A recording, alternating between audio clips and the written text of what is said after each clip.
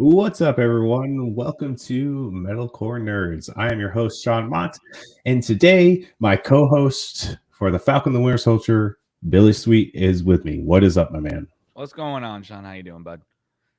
Just hanging out, recovering after the long, I'll call it the Sean Mott cut of the of the Snyder cut last night. Totally. You can find on every audio platform. It's on our Facebook, it's on our Twitch for now, and it's on YouTube forever.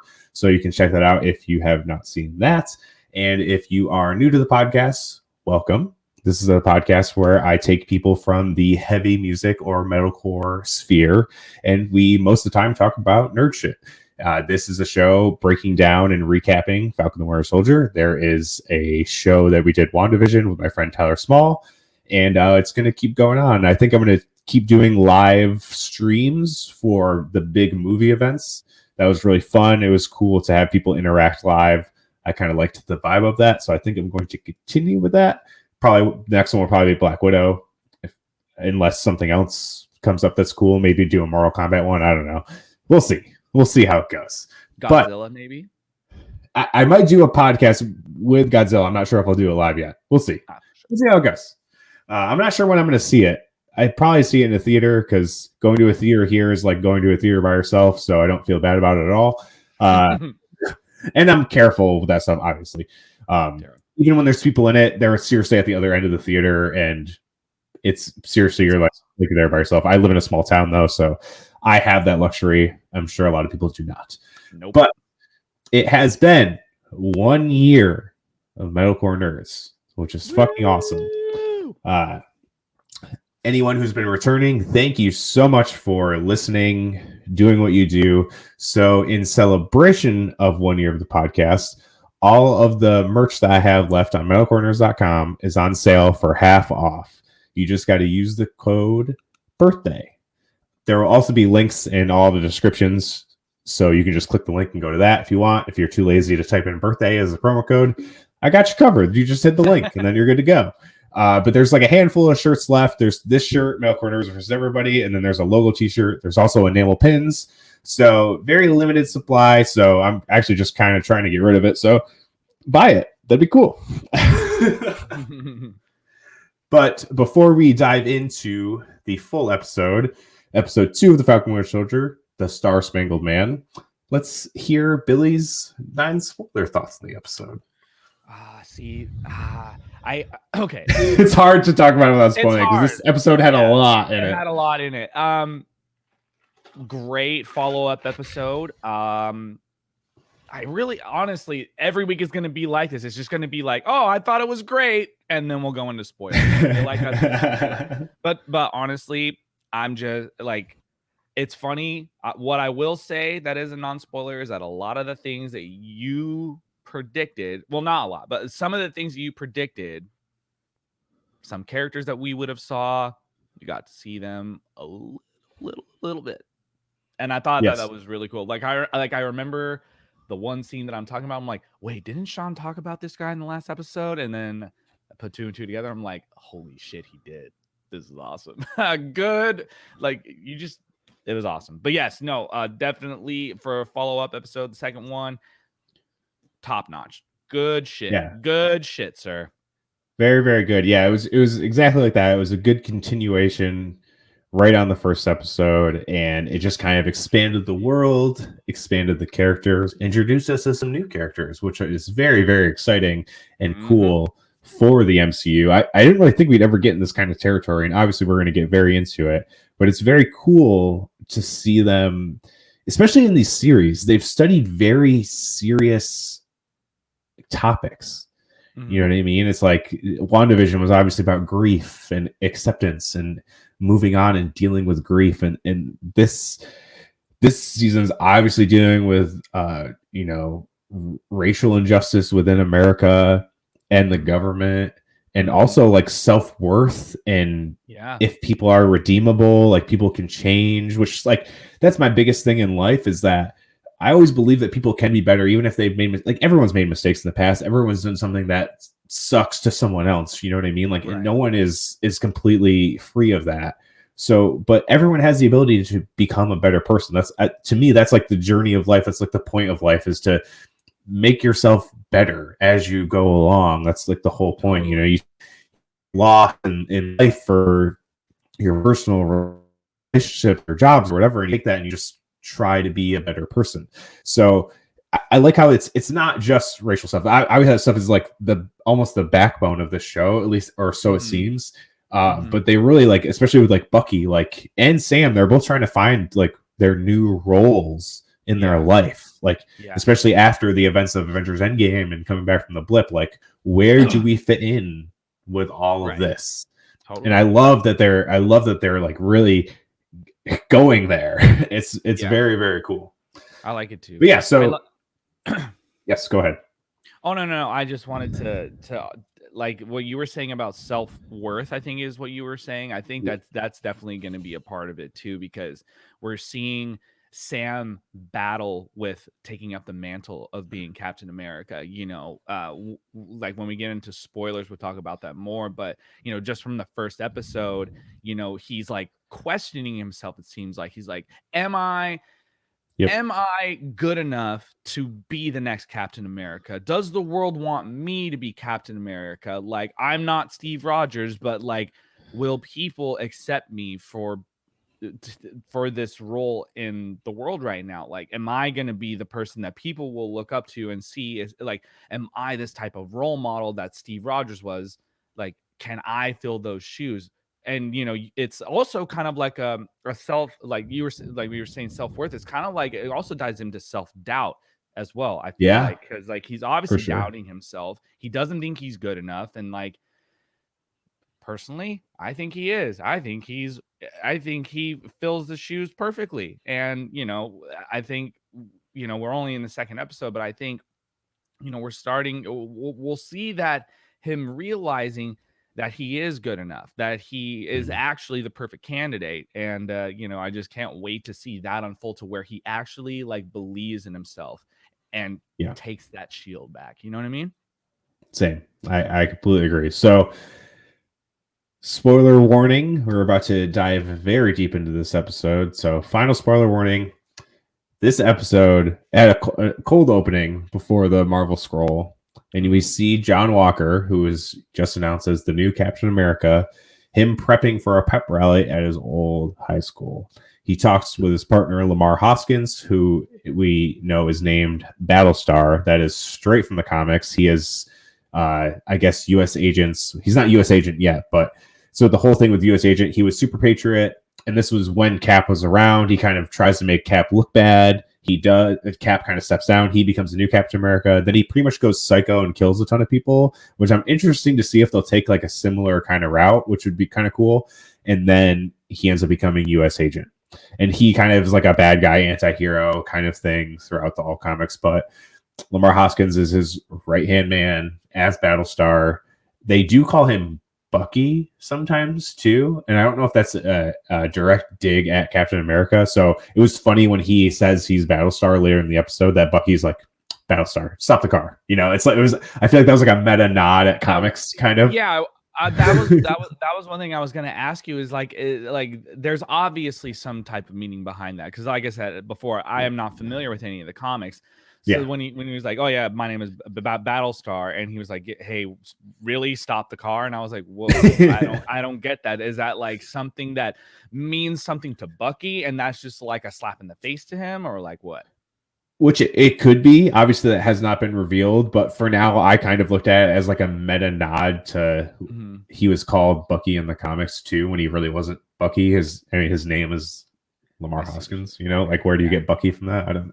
You know what I mean? Sure. And then of course he's on Good Morning America. You know, Disney plugging their own product because they own ABC. Yeah, makes sense. The song that's playing is a new rendition of the song Star Spangled Man with a Plan that was played in Steve Rogers' War Bond tour when he first became Captain America. So they obviously this is a parallel to that. It's a modern day version of what Cap did back then, to sell war bonds, but it's like him being like, hey, I'm the new face of, I'm your new hero. I'm the new Cap, like he's signing fucking toys. There's posters everywhere, the whole nine, you know what I mean? But it was very interesting to see a hero. We don't really know where he stands yet. It was cool to see them kind of make him relatable. He's like, I just want to, like obviously people are expecting me to be something. I just want to, do the job right and everything like that. And obviously they talk about his body being studied at MIT and shit like that. So it makes me wonder, has he already got super soldier serum? Because he seems, and obviously we see later in the episode, dude seems pretty strong and he can throw that shield real good. Like we see that clip of him throwing the shield and I'm like, oh yeah. Well, I'm like, whoa, like, he knows how to throw that motherfucker. Like he yeah. like, it was nothing. Yeah. So I was like, whoa, all right. And, he name drops Tony Stark, Bruce Banner, saying like, I'm not like any of that. He's trying to paint himself as like the everyman to make him relatable to everyone else. Totally. He did have a weird pause, like when he talked about, like every time they kind of bring up like something with him being enhanced, he kind of has like a pause to it, right? Which I'll go more to when we get later in the episode. But he says this line, and then we see Bucky watching at home saying that I never knew Steve Rogers, but he feels like a brother to me. Obviously, that insanely upset Bucky because Steve was a brother to Bucky, 100%. They go way back to when he was, defending him in alleyways when he was a little guy, little guy. Yeah. But how did you think of this first introduction of John Walker? Did you feel the same way? Did you find like, maybe I like this guy? Maybe this guy isn't too bad. No, that's exactly what I thought because just gathering all the information after the first episode, looking up who John Walker was, and you describing him and everything like that, being kind of this anti-hero kind of bad guy in the comics and all that kind of stuff, right? So, and just everyone always saying, oh, like, think of him as like the dick Captain America, right? So there's two ways I went about this. Number one, I'm like, okay, they're gonna make him be good for a little bit, and then they'll make him turn bad. So in this first introduction, I'm like, I thought to myself, he doesn't seem like a bad guy. He's pretty humble. He's trying to humanize himself a little bit. So he doesn't seem like the worst guy yet. I kind of like thought to myself this as well because and I know we try not to do tangents, but this reminded me of Spider-Man Far From Home with Quentin Beck and how he was like super nice and he was really friendly and like he was when Peter handed over the glasses and he was just like, I can't take these, I don't like whatever. And so I thought to myself, I'm like, but Mysterio is a bad guy in the comics. Why is he so nice and like helping everybody out now? Yeah. And then obviously his big twist. Yeah. His twist happened. And literally I was like, oh shit, spoke too soon. It kind of was like this with John Walker in this episode. It's not to the grand scale of how Quentin Beck and Spider-Man Far From Home was, because he's nice in the beginning. He's trying to relate himself to everyday normal people. And, he's trying to work with Sam and Bucky. And then, I don't want to jump to the end of the episode, but at the end of the episode is where I'm like, oh, again, I spoke too soon. He might be kind of a dick, but that's just kind of how I thought of that. I also wanted to point out real quick, like when I was watching the episode, because again, I always watch these shows by myself, so I always like react to things. So yes, when he was talking at that pep rally, being like, I don't have he says like something about I don't have a lot of things, but what I do have. And I go, a particular set of skills? You have a particular set of skills? Oh my God. I would lose it if he said that. I know. And then he's like, but what I do have is guts. And I was just like, come on, say a particular set of skills. We were waiting for that Liam Neeson taken reference. But no, I just thought that was kind of funny. I'm like, that would have been so great if he would have said that. But yeah, that would have been amazing. In the grand scheme of things, when it came to his, like, his backstory, I guess, a little bit of a backstory, kind of seeing like what he's all about. He seems like a nice guy. Seemed like a nice guy throughout the whole episode, and then kind of at the last minute, we're just kind of like, all right, well, that's just one thing that he said, stay the hell out of my way. That's just like, I feel like like Steve Rogers maybe even would have said that at one point. It's like not to be a dick or anything like that, but it's just like, it kind of reminded me of like how Steve was in Captain America Civil War. You know what I mean? It just is like, he just kind of was, he didn't necessarily go rogue, but he did go against Tony Stark. So it's because he's just like, I don't want the government to control how they run the Avengers, and then he got his team assembled together and they duked it out. I feel like that's kind of like maybe where John Walker's head is at right now. Because like obviously he seems like on the side of the government where he is he's just like, I'm just going to do what I think is the right thing to do. And if you're going to be in my way, tough shit. I'm just going to do my own thing. And that's kind of it. But, like I said, that's only one thing that he has said to give us that, like, oh, maybe he is a dick. But, like, going forward, maybe he won't be. But who knows? There is another line I will bring up that is pretty dickish, but we'll get there. After this, Sam and Bucky reunite in a very, very awkward way. We see Sam gearing up to fly to Munich to track the Flag Smashers with Torres, and Bucky just shows up and he's like, why did you give up the shield? Like really pressing him about why he gave up the shield. And then Sam's like, we have bigger things to worry about. And Bucky says, what could be bigger than this? And then he brings up the Flag Smashers. And then Sam, this whole interaction was amazing. And he's like, oh yeah, they're probably part of the big three. He's like, what's the big three? Aliens, androids, and wizards. And he's like, no such thing as wizards. The fucking Gandalf line. And apparently, so killed me, dude. What she says 1937 or whatever, apparently that year, it was before the wide release of the book. So there was only like 1,500 copies released in like Europe. So it kind of makes him like seem like this like science fiction super nerd, like Bucky, you know what I mean? Which is pretty fucking crazy and awesome. I love that. It's just like, what we're fighting now, Gandalf. Like, it's fucking great. And then they have the whole debate about Doctor Strange. Like a lot of Avengers got name dropped in this episode. Oh, totally. He's like, Doctor Strange, he's a sorcerer. He's like, think about sorcerers, they're a wizard without a hat. He's like, crazy, I just came up with that. I wonder if that was ad-libbed, like, honestly, if that was like, because it seems like a lot of this stuff is improv. Like between their banter, I bet you anything they have some free range when it comes to that, because that seemed pretty off the cuff, man. Honestly, I think it was. Like even him being like, it's crazy, I just came up with that. Like it seemed like he actually did and was just saying that because he thought it was so funny. He thought it was that good. No, I could totally see it. I could totally see it, dude. Of course. It's kind of like, it's like they're the Will Ferrell and John C. Reilly of the MCU, just like going off the cuff. You know what I mean? Yes. That's a great comparison.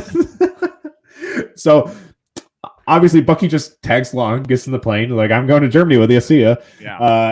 He jumps out of the plane and Bucky's like, where's the parachute? Torres says it's too low for a parachute. So he just jumps out and falls pretty ungracefully down. And I love the part where he's like, I got all that on camera. I love it. With Red Wing. So amazing. So they're at this compound and they're scouting the Flag Smashers. And they kind of are arguing of, how to kind of intercept them and deal with them. Bucky's just like, let's just go in there. I can take them. Like we can take them. I got a vibranium arm. We can do this. And Sam's like, no, like let's do some recon. Let's plan this out. Like let's be smart about this. And I love this line. He's like, oh, you spent some time with Wakanda. What are you, the White Panther? And he goes, no, I'm the White Wolf, which is a callback to him being called the White Wolf in the after credit scenes of Black Panther, which obviously led to Infinity War.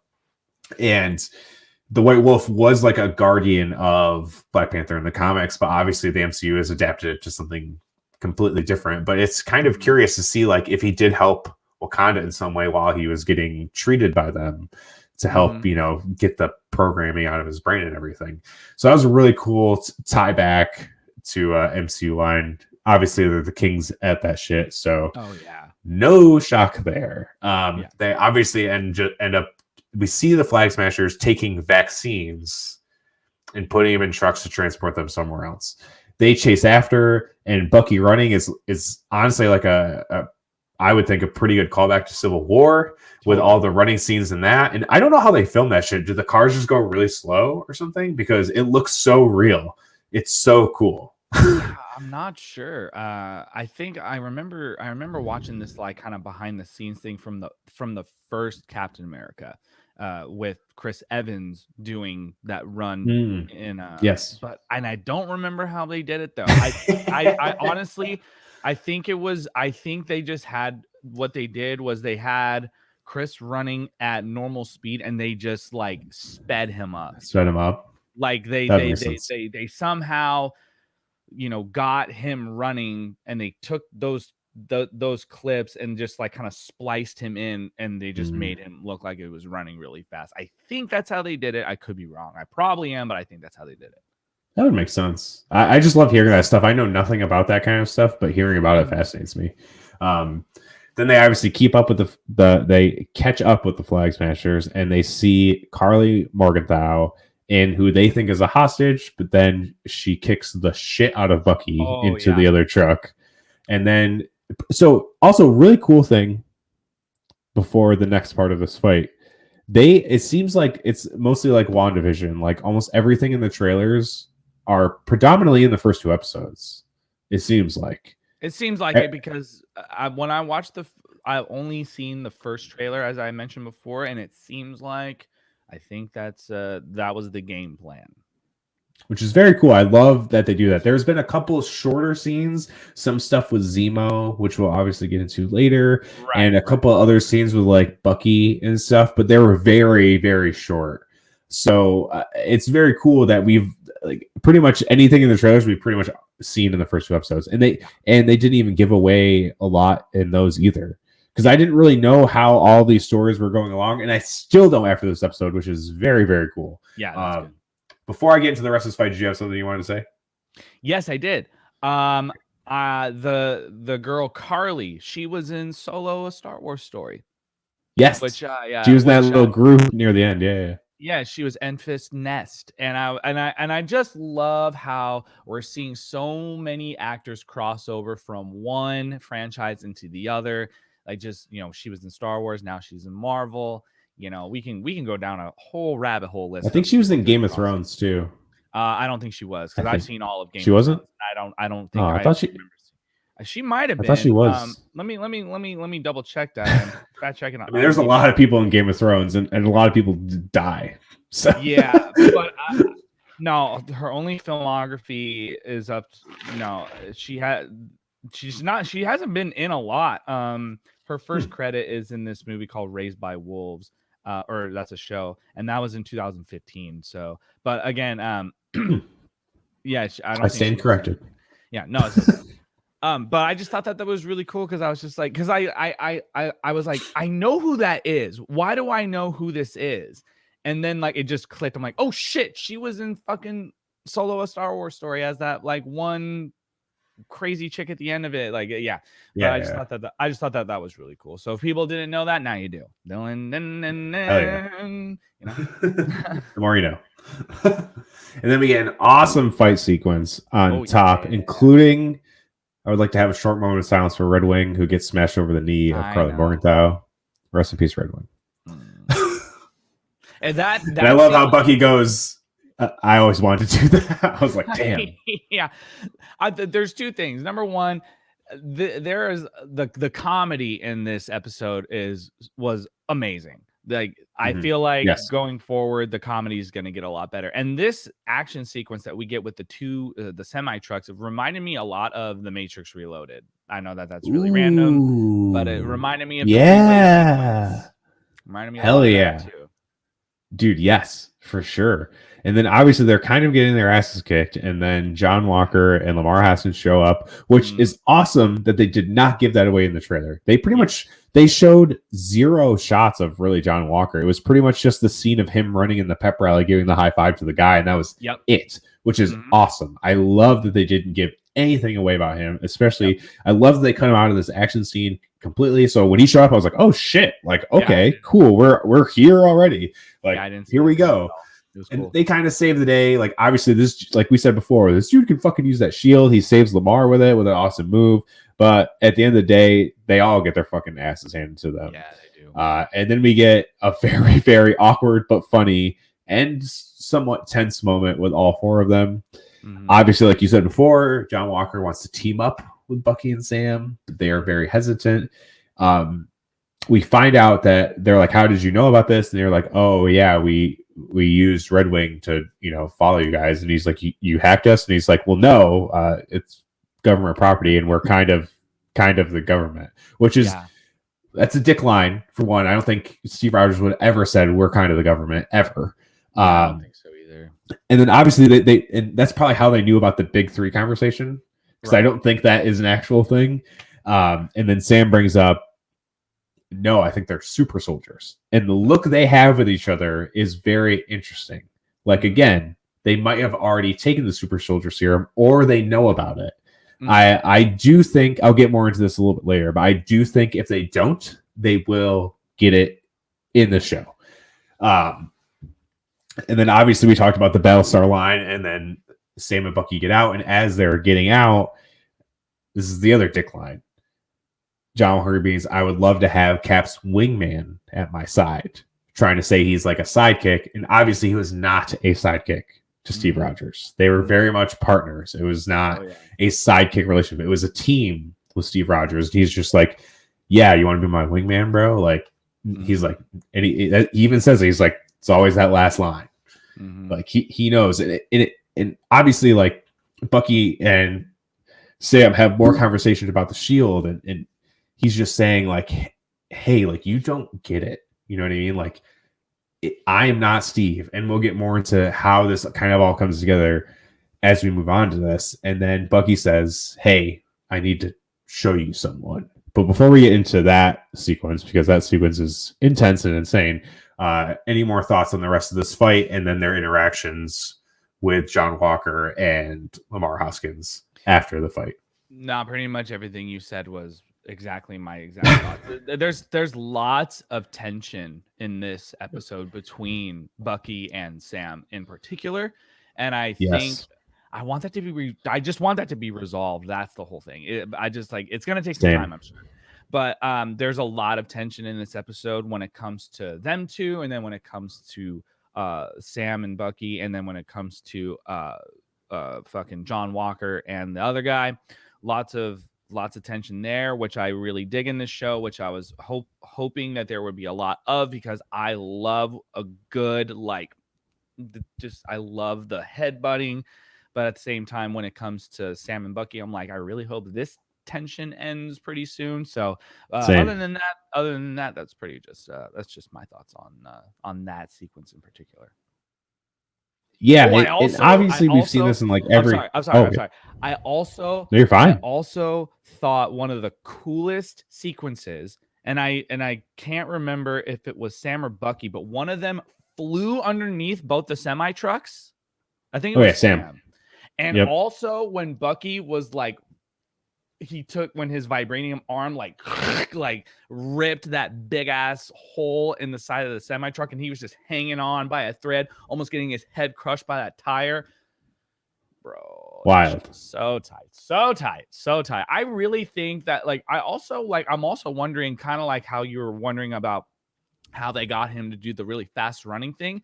I'm wondering how much of their own stunts that like Sebastian and Anthony and like everybody else did. I'm wondering, because it seemed like Sebastian was like, he was kind of up there on that tire, but like obviously it could have been just like the best CGI possible. But I'm wondering how much of their own stunts they did. Yeah, I know it's a good mix.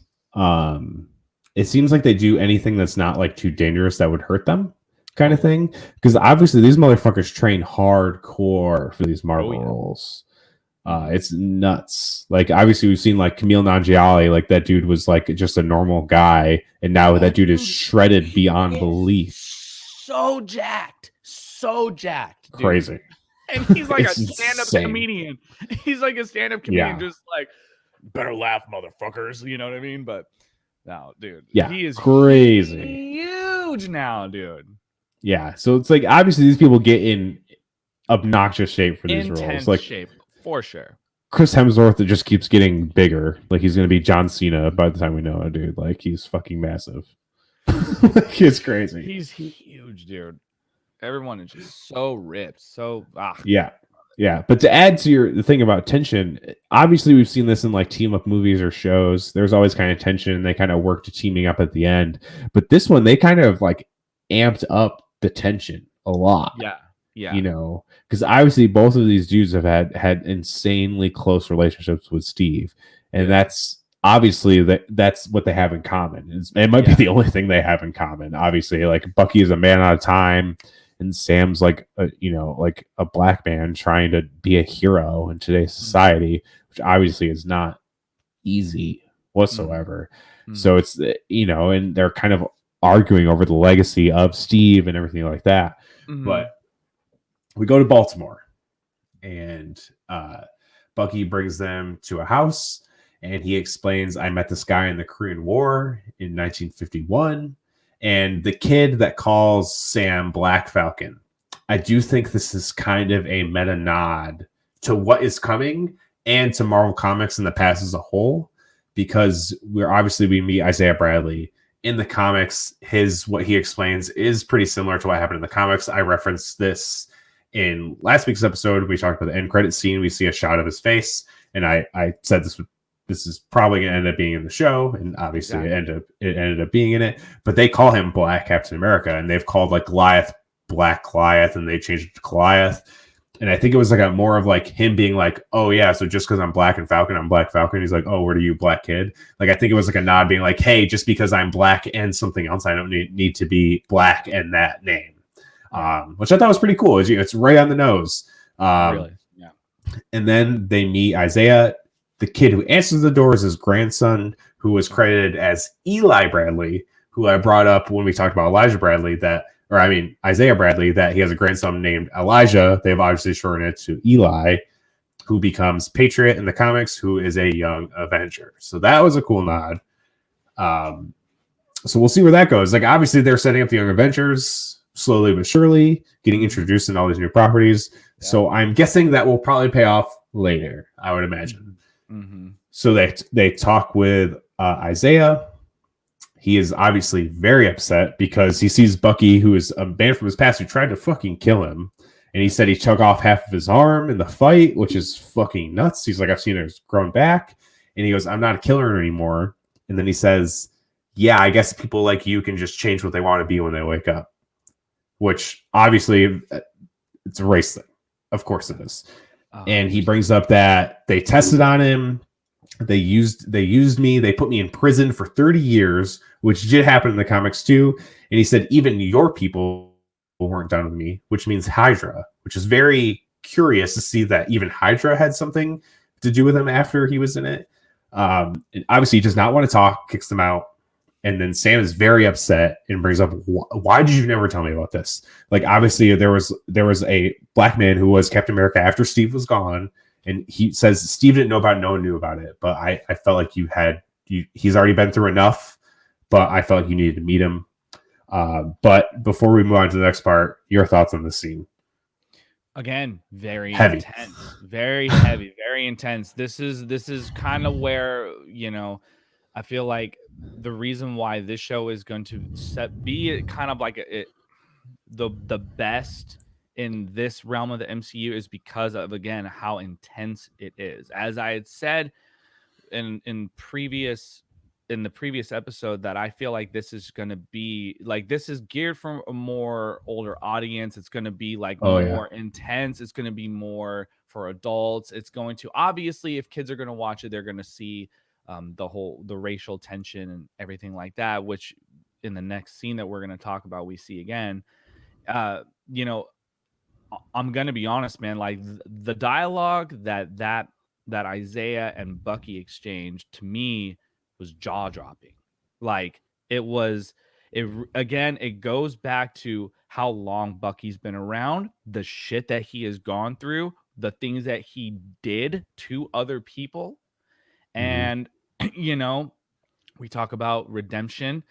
We talk about how this show, it seems to me like underlying themes with racial tension is redemption and how can you redeem yourself after doing really horrible things.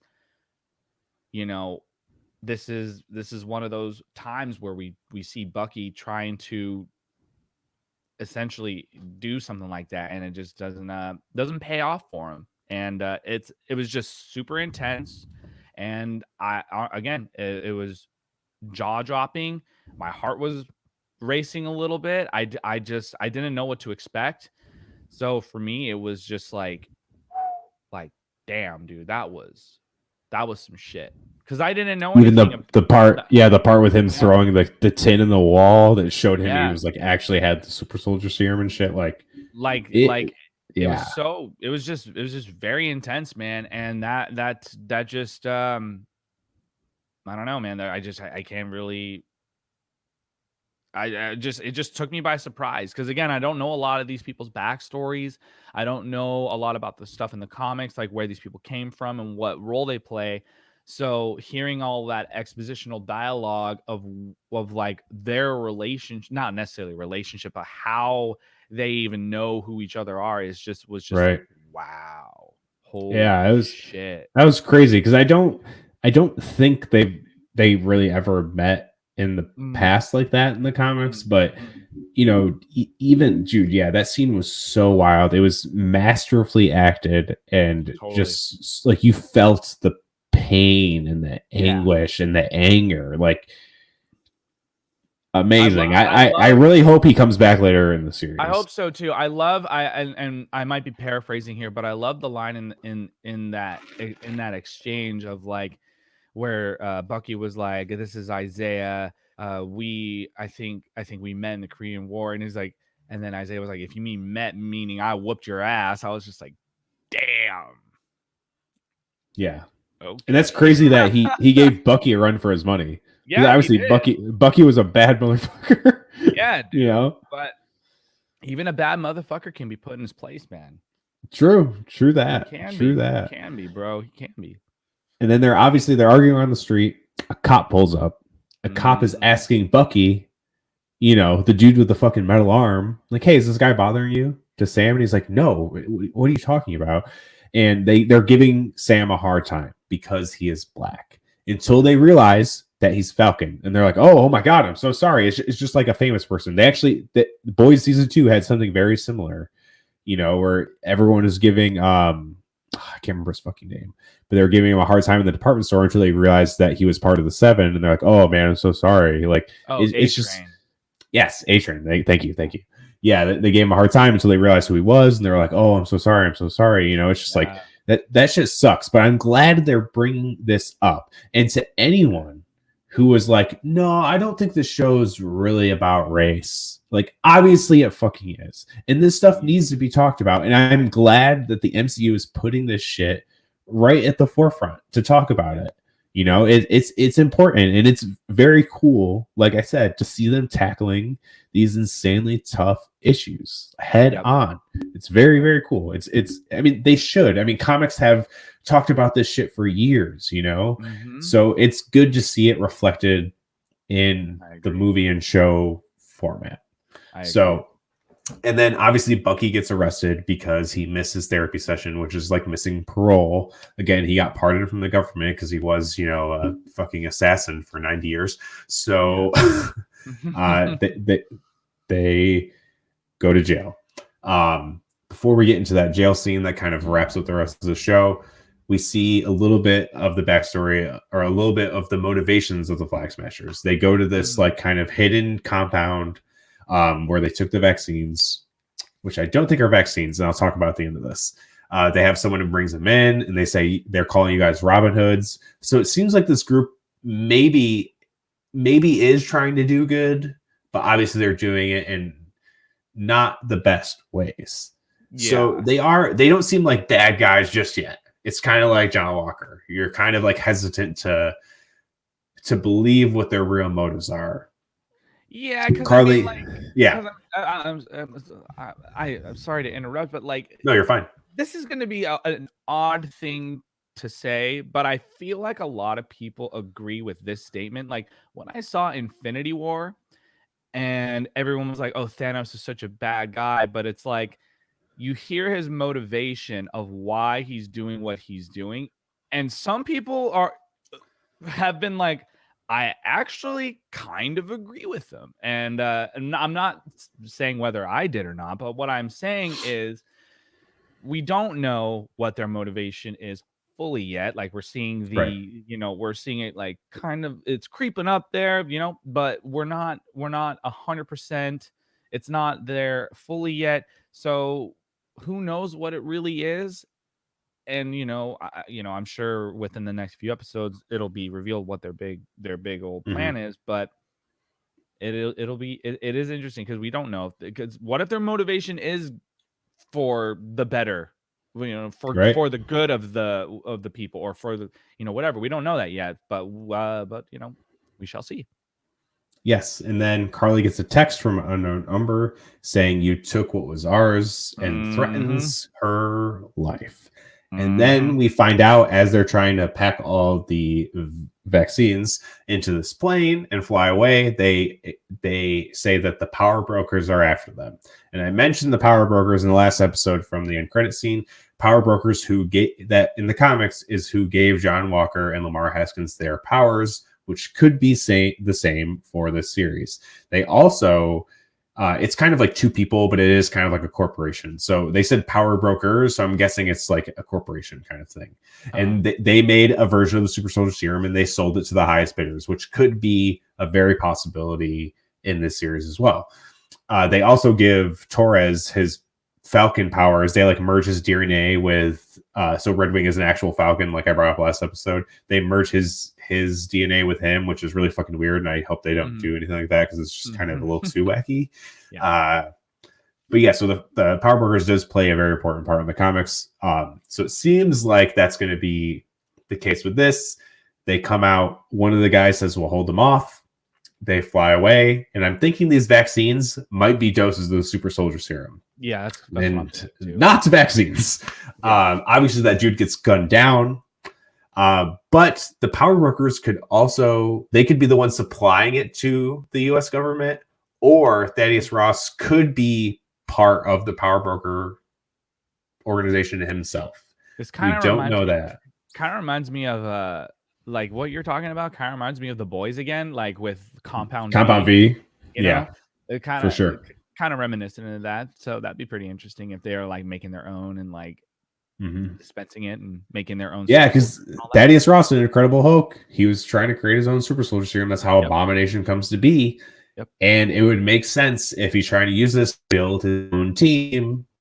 Thunderbolts. I'm on that Thunderbolts train. I'm going to stay on it until I get proven wrong.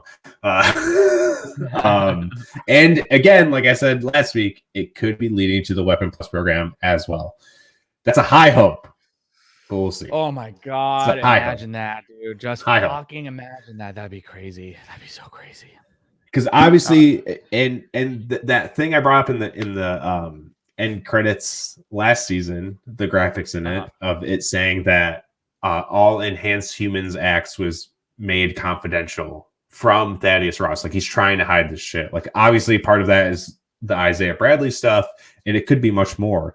And these flag smashers could have been part of that program. And then when the blip happened, they were able to go and do their own shit and kind of, develop this kind of cult-ish mindset to, help the people create this all under one border and everything like that. Right. Like that's what could have happened because, it's possible. Right. So I wanted, for clarification, it seems to me like their motivation for doing what they're doing, at least from what we're given from this episode, that the government doesn't care about the half that either that stayed in the blip, right? So like when Thanos snapped people that didn't disappear, the government only cares about them and not the people that came back 5 years later, or is it the other way around?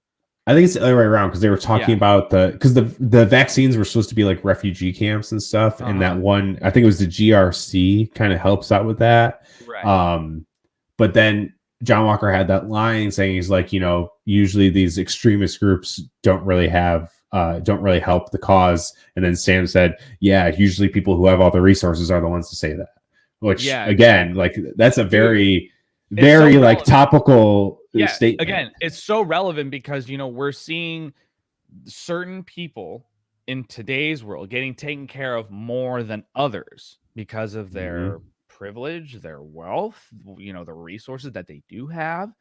And it's like, you know, it's not, it's just, as you said, it's very topical, it's very relevant, and people need to start fucking paying attention because there is a message behind it. And I think that it would be insane for anybody not to like give that credit. Like, hey, this is exactly what's going on in our world, but like obviously in the Marvel universe, it's going to be in a different context. But like the same shit that's going on in their universe is going on here. But you know, if people don't want to acknowledge it, you're kind of insane for not acknowledging the truth behind it all. Honestly, seriously, man. True. You're not wrong at all. Because like I think because like, you know, the people, because if they only care about one literal half of the population that was exterminated, what about the other half? You know what I mean? Like it's a lot of people. It's a lot of fucking people, man. There's a fucking ton of people. You know, what's the population now? 7 billion people.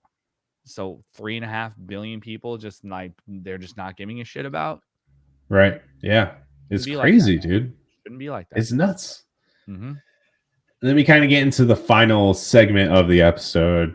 They're back at the jail. Bucky gets bailed out, but we find out it's from John Walker. Not Sam. He gets him out. His therapist is there, and he says, hey, he's not going to be going to his regular meetings. He's needed with me.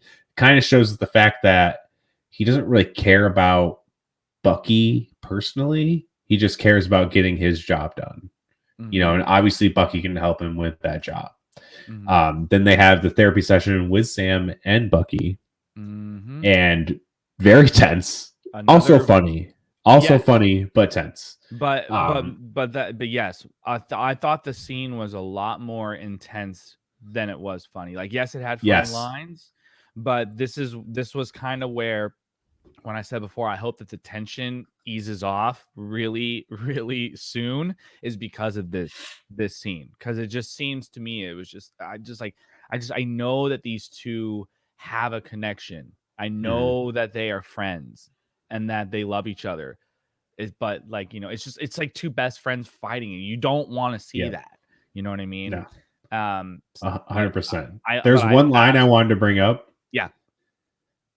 Okay, this is like Bucky breaks my heart hour every week, I guess, because he obviously the therapist says, you know, what aggravates you about each other, and Bucky brings up, why did you give up that shield? Why did you do it?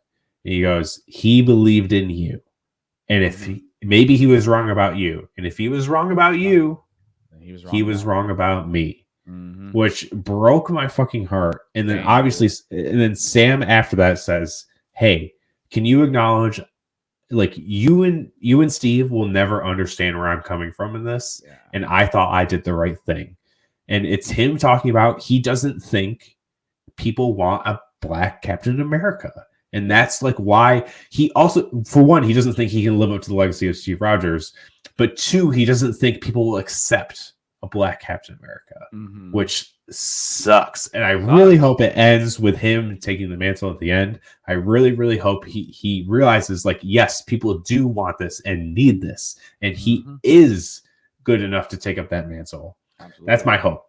But yeah, your thoughts on that interaction. Again, Bucky continuing to break my goddamn heart week in, week out. No, yeah, dude. All that whole line that you were just saying about, if he's wrong about you, then that means he's wrong about me too. It's like all the heartbreak, dude. Just, it was just, but at the same time, to your point, where Sam says, like, can you at least acknowledge the fact, you know, I don't exactly remember the line, but the one where he's like, can you acknowledge the fact that, you know, he just doesn't think he's good enough. And we've talked about this before earlier in the episode. It's like, Sam doesn't think he's good enough. Not only doesn't think he's good enough, but to your point, he doesn't think that America wants a black Captain America, or the government, even worse, or the government. You know, he obviously thinks that like him being a black man and being a Captain America, that's going to go over well, and you know, people aren't going to accept him for that. And that's heartbreaking as well. That's very heartbreaking because we know, the audience knows, that if this was real life, we would be like, fuck yeah, Sam, we would love for you to be Captain America. That's exactly what we want, you know?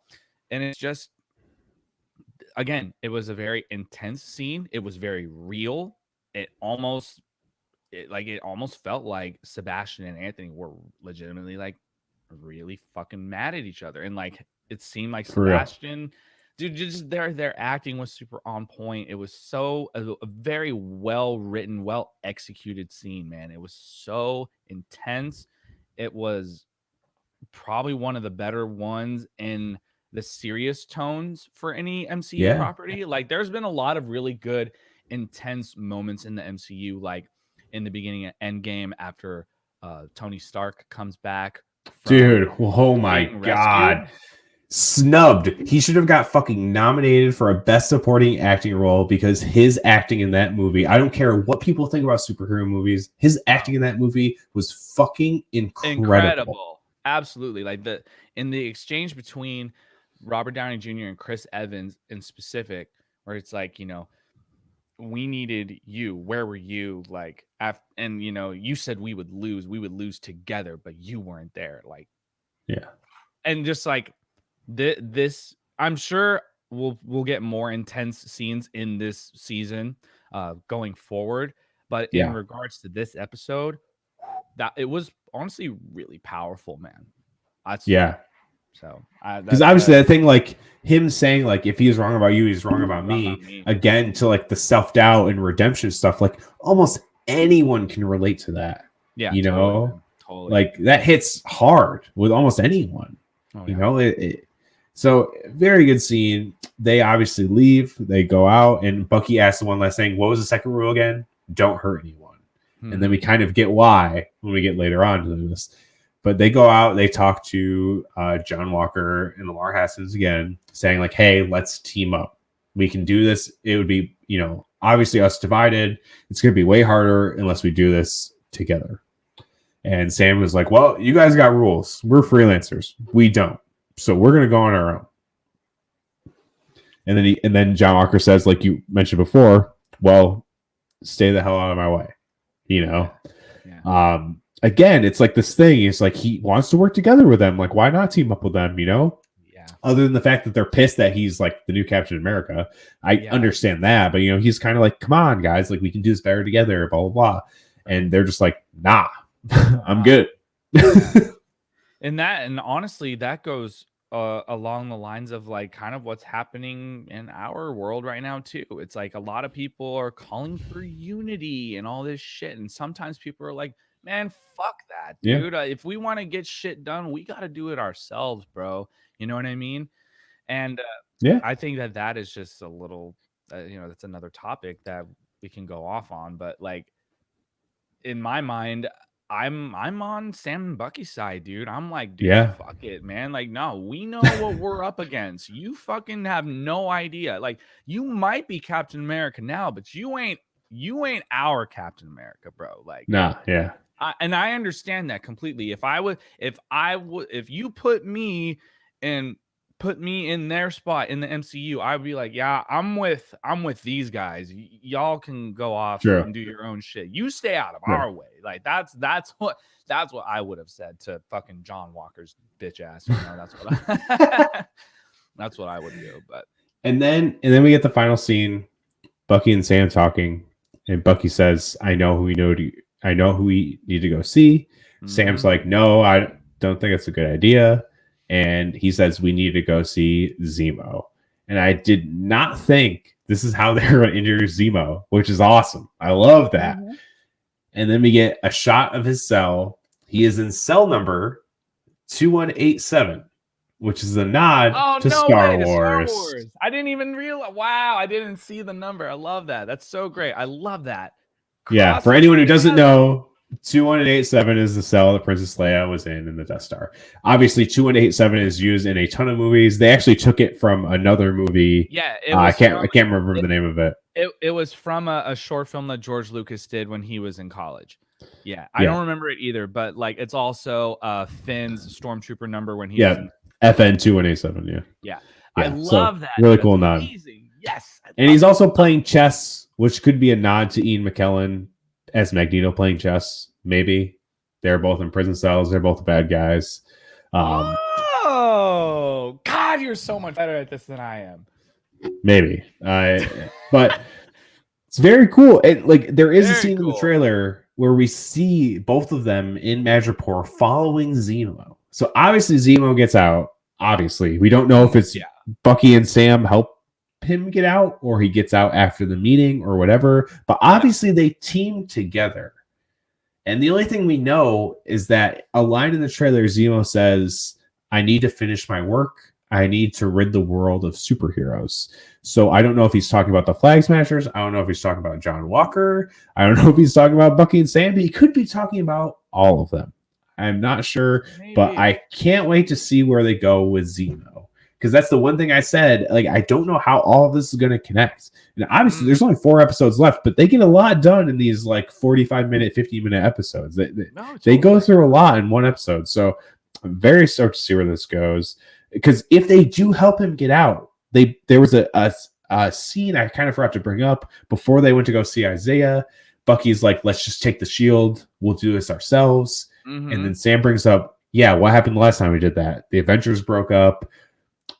Sharon Carter got Sharon Carter, who was going to show up in this series as well, got labeled as the enemy of the state. And Steve and I were on the run for 2 years. So it's like, what is that going to do doing that again? So I kind of can't see them helping break Zemo out, because why would they mention that and then put themselves in that kind of situation? Right. But I guess we'll see next episode, because obviously that's where they're going. Yeah. And we'll see what hell Zemo fucking raises in the rest of the series, let alone the next episode. And I'm just stoked to see where this ends up, because I have no idea. Yeah, like I said, I have my few hopes. Which one seems more probable than the other, but they both could happen. Yeah. Even if they happen eventually, it doesn't need to happen in this series. But I'm loving this show. Like you said, it's very intense, but it has its funny moments. But its intense moments are very, very intense. And I love that this series is awesome. Like it's hard for me to say I like it more than WandaVision, but like I don't know, I'm like very engrossed in this show. I loved WandaVision. I thought it was fucking incredible. It's hard to compare too. It really is very different.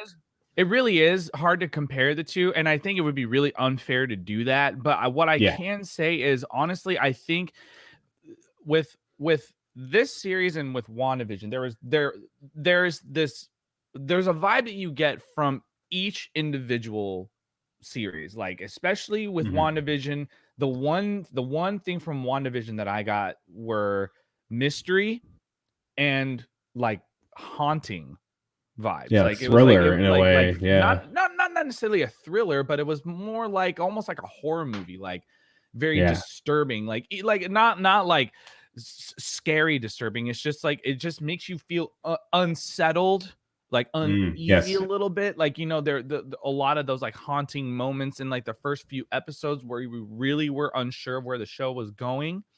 And with Falcon and the Winter Soldier, this is just like white knuckle. This is just like it. Like I said in the first episode, this is what reminds me of like a spy thriller, a James Bond, a Jason Bourne, like just a typical, well, not typical, but just just a white knuckle, just thrill ride. You know what I mean? And obviously, we're gonna get a lot of these intense moments. We're gonna get a lot of crazy stylized action sequences and all this. Like that's just what I get from this show so far. It's just I'm not really like, oh my god, like what's gonna happen in the next episode?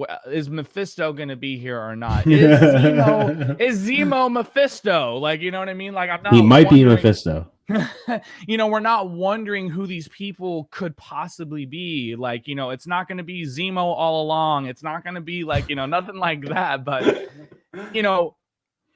but that's not to say that it can't happen. It's just we're not getting it right now. It's only 2 episodes deep, and there's not really anything too crazy going on. But that's not to say that maybe in the last half, maybe that will happen again. Like maybe something else will pop up and we're going to be like, what the fuck does that mean? You know what I mean? Like, we don't know. True. But just from these first 2 episodes, like,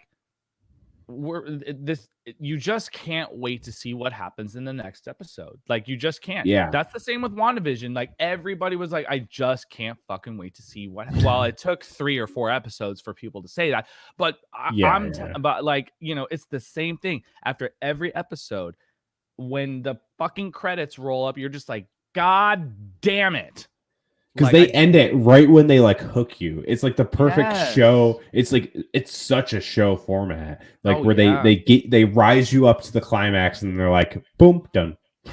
Now, are you watching for after credits sequences after every episode? Because I am. I even with WandaVision, I just watch through the credits anyway. Because usually I watch it late on Friday, so we usually kind of like go up to bed after, so we kind of just watch through. But I don't think we'll get it until like if they kind of follow the WandaVision format. They had it on the last 3. Yeah. So I would guess maybe the last 2. Maybe I would hope. I'm hoping that we get an end credit scene by the 4th episode. So the last 3 episodes we'll get one. We might. But I'm watching because like I said, there's only 6 episodes. So maybe they would have done one after every single episode. I did it for the first one. I did it for the second one. I'm going to do it for every single one, no matter what. But, we didn't get one in the first episode. We didn't get a post-credit or mid-credit one in the second episode. So, maybe we'll get one in the 3rd episode. We'll definitely get one for the last one. Oh, for we'll sure. Definitely get 2, probably, absolutely. for the last one. Absolutely. There's no... Because, like, I'm not sure if they confirmed this to be a mini series or if they're going to continue on with further seasons.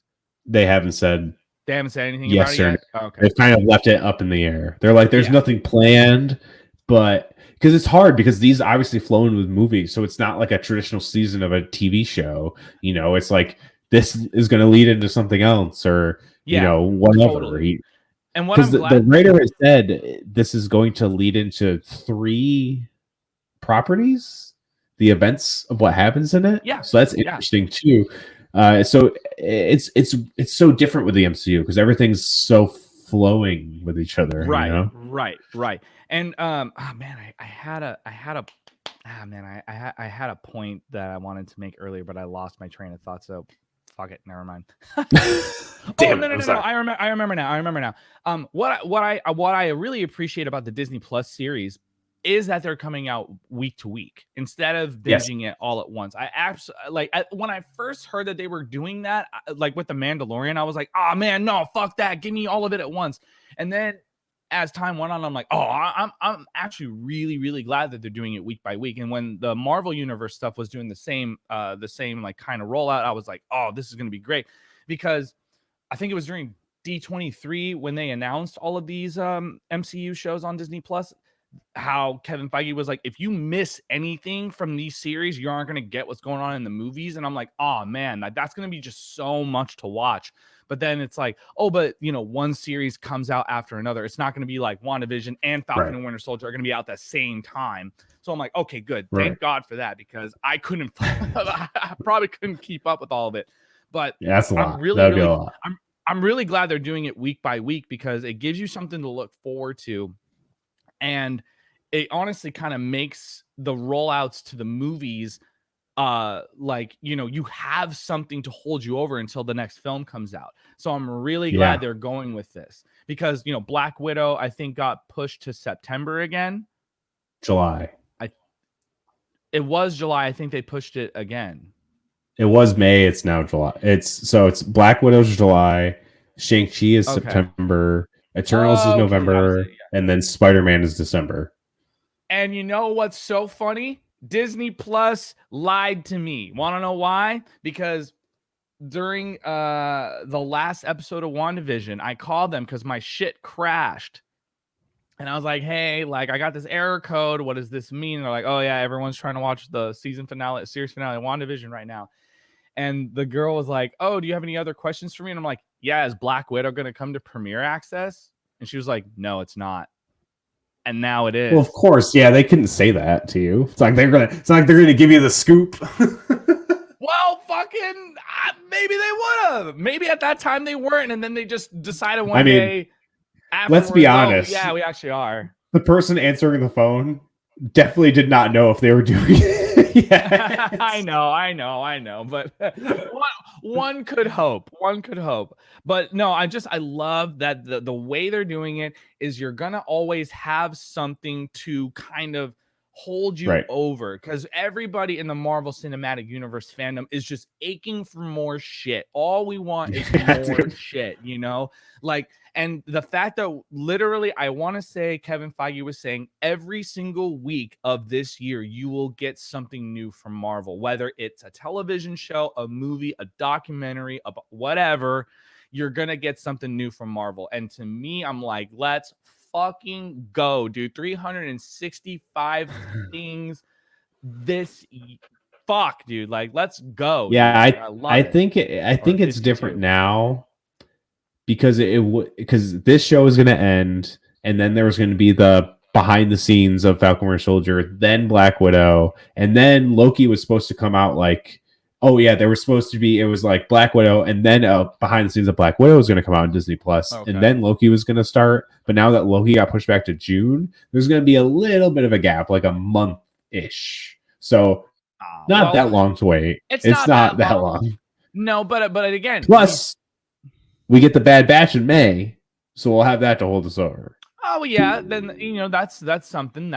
But I mean, like, the fact that we're getting all of these new Marvel properties this year, and it's it's in abundance of it too, is just like, it's just because again, incredible. To add to those movies, we get What If in the summer, Loki in June, and then for What If, and then Ms. Marvel and Hawkeye all this year.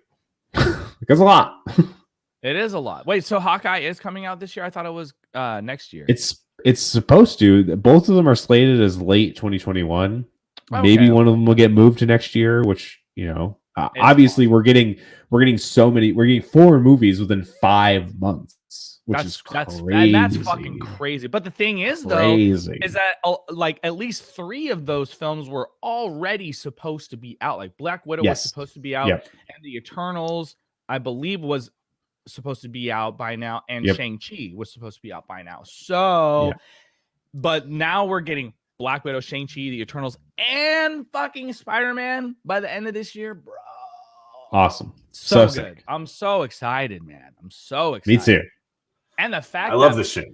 I know this is a tangent, but like, and the fact that we get Jon Snow and Robb Stark in the MCU, bro.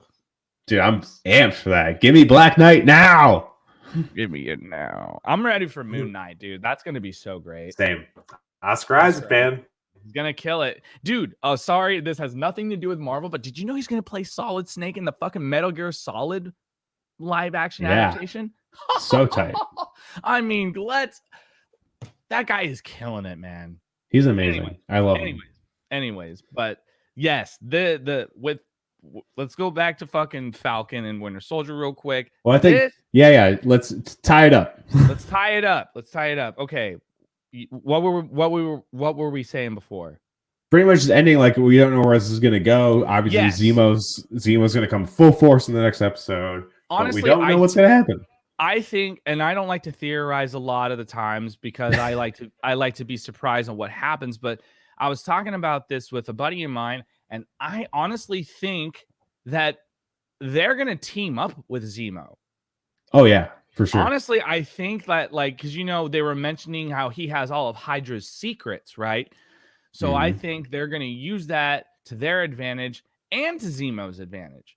And they're going to work together in some fashion to, to carry out, like, or, to destroy the Flag Smashers, or maybe like recruit them to be on their side. Like, We don't know, but I think that those three, like Zemo, Sam, Bucky, I think those three are gonna team up, and maybe this is when John Walker goes full dick.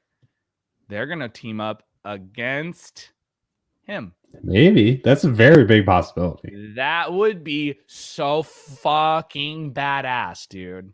I agree. I think it'd be wild. That's just kind of where I think the show could go. And I'm hoping that's where it does go. But if it doesn't, whatever does happen, I'm here for it. But that would just be so cool to see that. That would be awesome. I agree. Where do you think it's gonna go?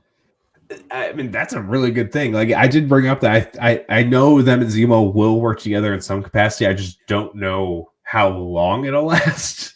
But I guess we'll see. Yeah, like what you brought up, like them and the Flag Smashers versus U.S. Agent and Battlestar. I could see that shit for sure.